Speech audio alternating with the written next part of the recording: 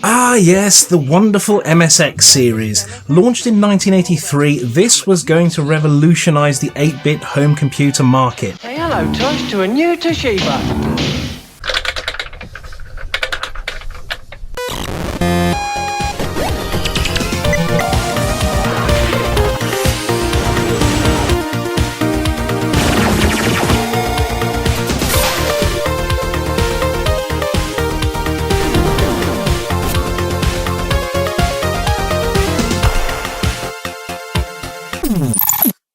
So, Christmas 1984, what a wonderful time that was. That was the year I was brought my V TV series annual, and I loved V at the time. It was one of the greatest sci-fi programs I had ever seen.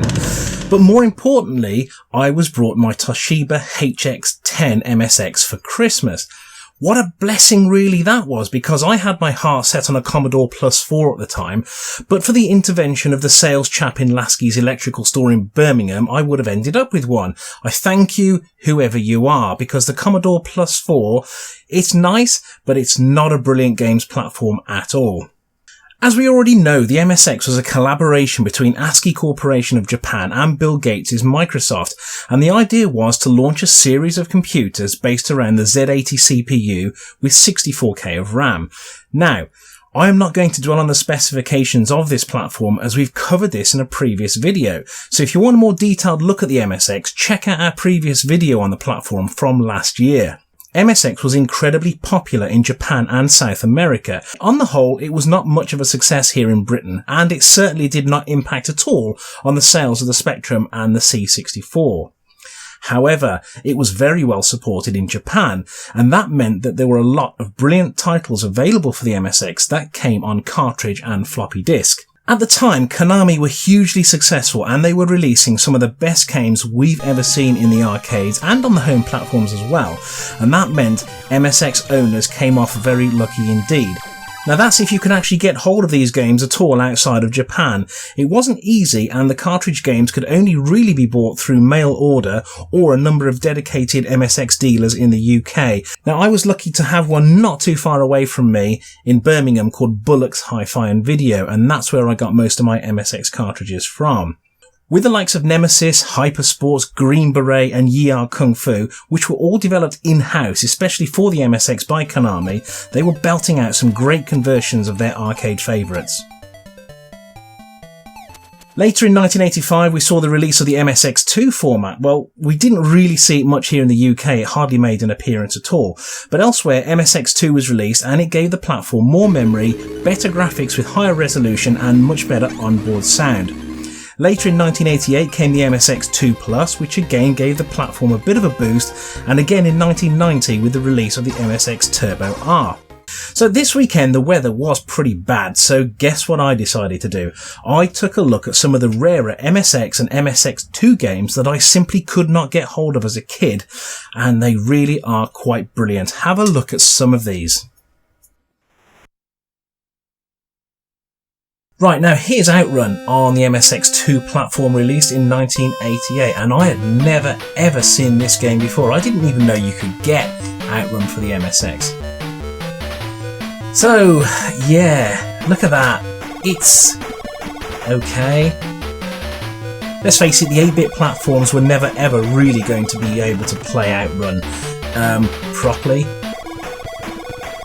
It's a bit glitchy, but I don't know, when you consider this, when you put this side by side with the Spectrum and the Amstrad, it's okay. It's actually, I had a quick play on it. It's alright. The 8-bit platforms were never ever going to be able to play Outrun properly, let's be honest. I mean, you can't compare the Outrun arcade machine to anything that any 8-bit computer has to offer.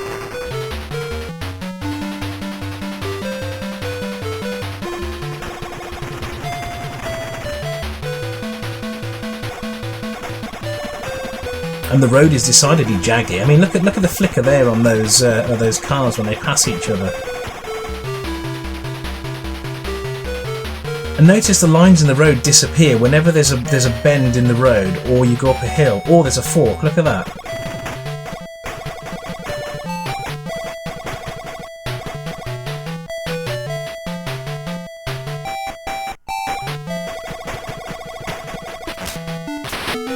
It's not brilliant, but it's not bad. Outrun was never a brilliant home conversion, was it really? It wasn't even any good on the Amiga, let's be honest.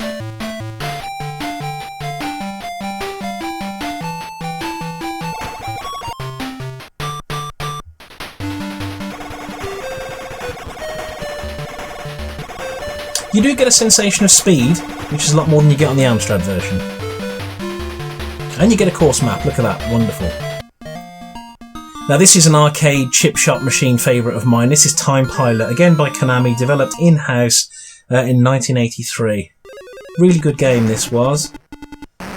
You take control of this fighter in the middle of the screen, and you travel through the decades blowing up aircraft of that particular era. Quite good. This is 1910, so the planes are all biplanes. I used to play this lunchtime from school. We used to go to a chip shop just up the road from school, and they had this in there for quite a while actually, and we all got particularly good at it. Again, this was released in 1983 for the MSX1 platform. Quite a rare cartridge now. If you can find it, I think it does fetch quite a decent price. Worth getting hold of for your collection if you are into the MSX though. It's quite good. Those clouds are a bit jerky on the scrolling. Right, now, R-Type MSX2, released by IREM in 1988. Now this is unusual because I'm a big fan of R-Type, and I didn't even know that this had ever been released on the MSX.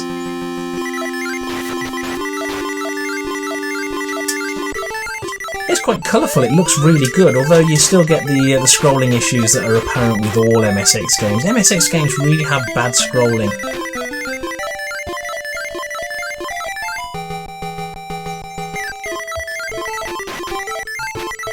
Although your R-Type ship is scrolling quite nicely, the enemies are not. They're quite jittery. The background scrolling is pretty bad.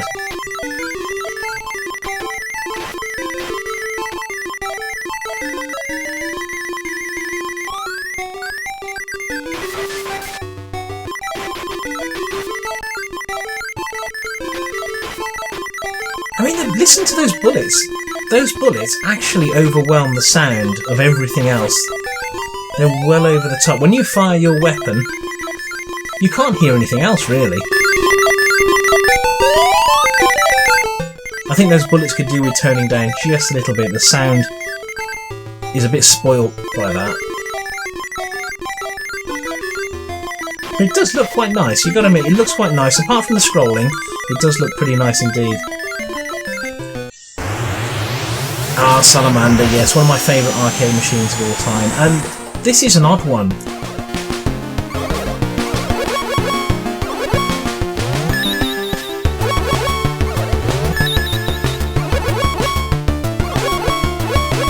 It's not like Salamander really. When you pick up the power-ups, you have to select them, just like you do in Gradius. You have to select what power-up you want. Now in Salamander, in the arcade, that's not how it worked at all. You picked up the weapons directly, and for some reason Konami have reverted back to actually the weapon system that they used in Gradius.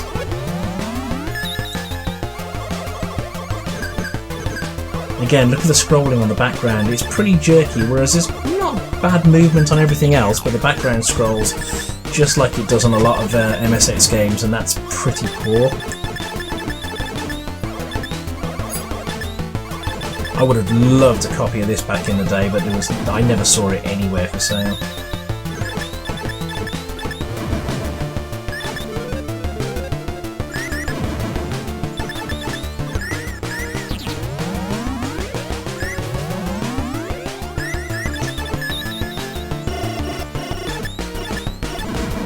It's very playable. I did enjoy playing this, and I will be having another go at this later to see how far I can get, because it's quite tough.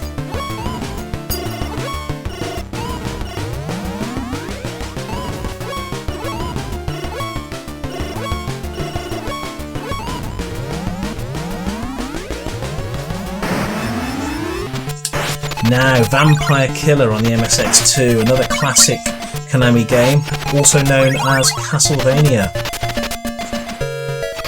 Now, I've got to admit, I've not played Castlevania very much, so I've got no idea what I'm doing here. I was just having a quick play in it, and I was very impressed on how good this game looks. Those phantoms look really good actually, and they come thick and fast. So I didn't last very long. I don't think I've ever seen this cartridge for sale. I reckon it'd go for quite a pretty penny now if you could find one.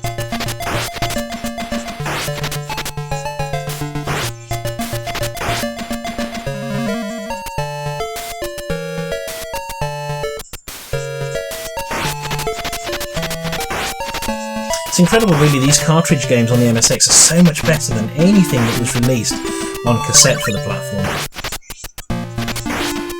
They really made it a good gaming system, the cartridges from Konami.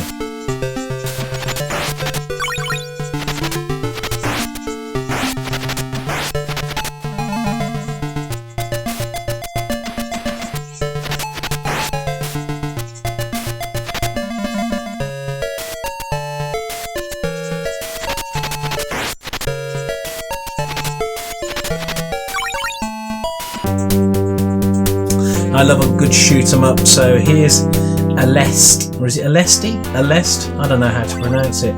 On the MSX2. This is a cracking game. I mean, it's so smooth, it's fast, it's quite difficult as well. I've never played this before. This was the first time I'd ever played this game on an MSX, and it shows. I'm pretty bad at it actually.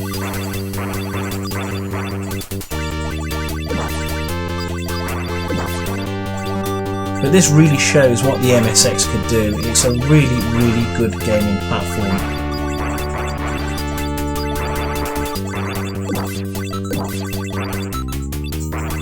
Such a shame we could never get hold of these games in the UK.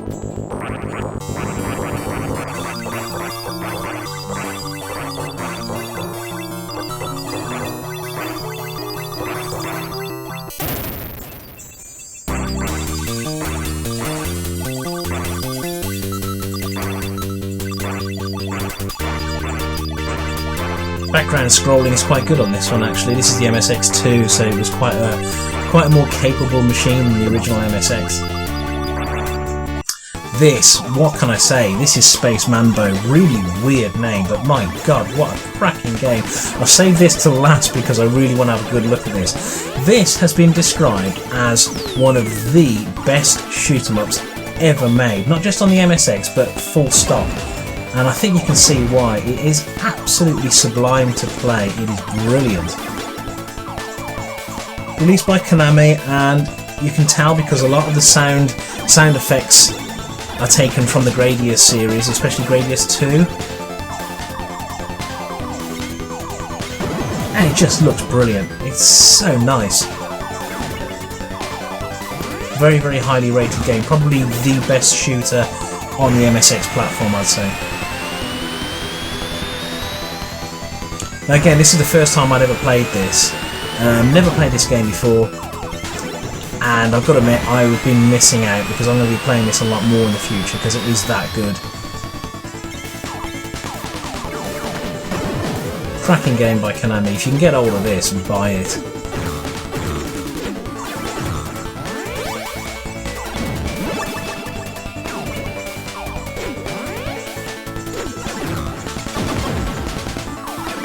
It's so colourful and detailed, isn't it? It's gorgeous to look at as well as to play, actually. It's tough as well, there's a lot coming at you.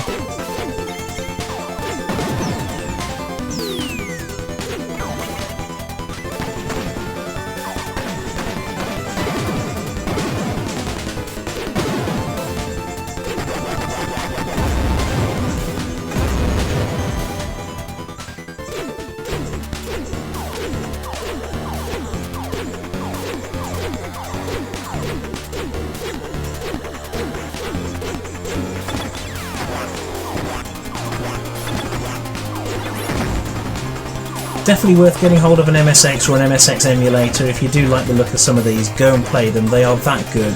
They really are good.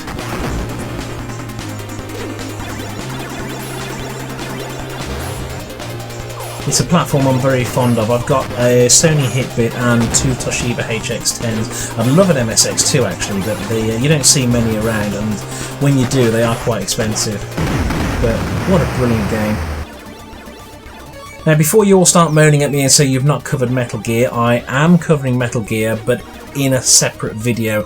I do think that game needs a video of its own dedicated to it. So I hope you enjoyed that quick look at some of the best MSX games that I've got in my collection, and thanks for joining me. We'll catch you again soon here in the Retro Shed. Take care now, and bye bye.